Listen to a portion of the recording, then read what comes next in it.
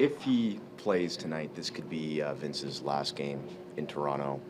When you look back at his time with the Raptors, your time growing up watching the game, what sticks out? What memory kind of stands out in terms of what you remember? The excitement, the type of player he was. He's definitely one of a kind. I remember, when they called him half man, half amazing, and all that, and he was that. It was incredible to grow up and become a Raptor fan because of Vince. I think he did that with everybody who watched basketball at that time. So, to have a relationship with him, to, build on something that he started here, it's awesome. In many ways, he put the franchise on the basketball map.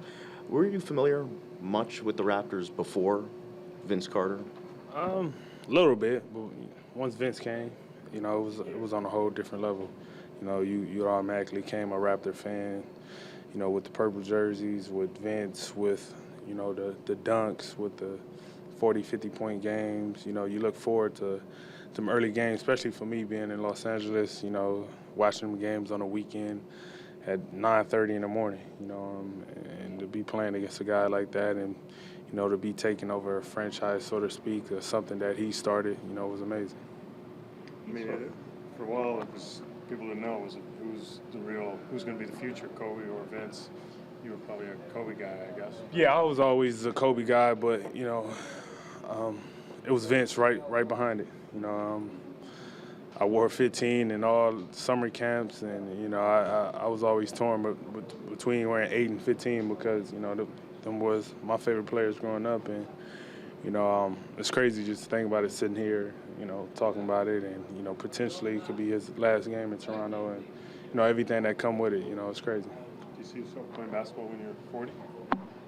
Man, God willing, we'll see.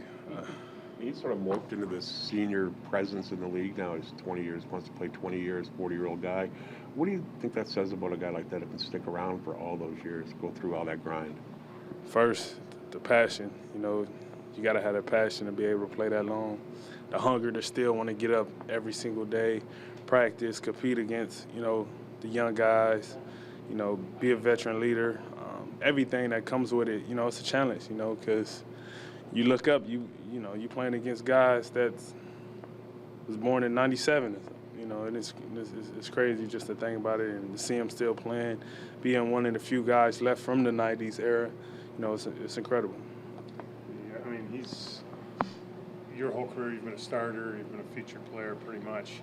Can you imagine a time in your career where you'd be happy to be a 6th, 7th guy? Playing that long, you got to be happy. You got to be willing to, to be that, because the lead is getting younger and younger, and if you, it's been great for him because he was willing to accept that role and step in and take on that type of role, and it is great and it's beneficial for the young guys. If I came to a team and Vince Carter was my veteran, I want to soak in and take so much from him, and it's incredible to have a guy like that.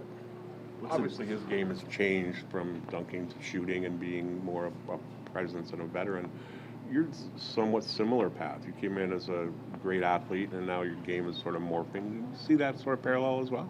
Yeah. Yeah. You see Vince still could do it and, get up here and there, but, you got to be able to adjust to your game and,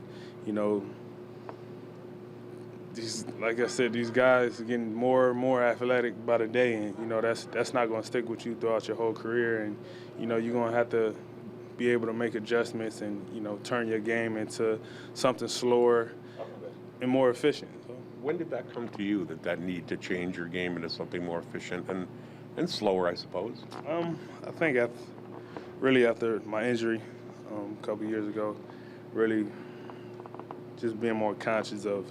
What it felt like just to get up and, go dunk. And, for a couple of weeks, I couldn't even walk straight, and just dealing with that pain and realizing, you're not just going to jump back and be the same you. You're going to have to make that adjustment and understanding how you could be a better player but slower in a sense. And, I try to be more conscious of that a couple years ago.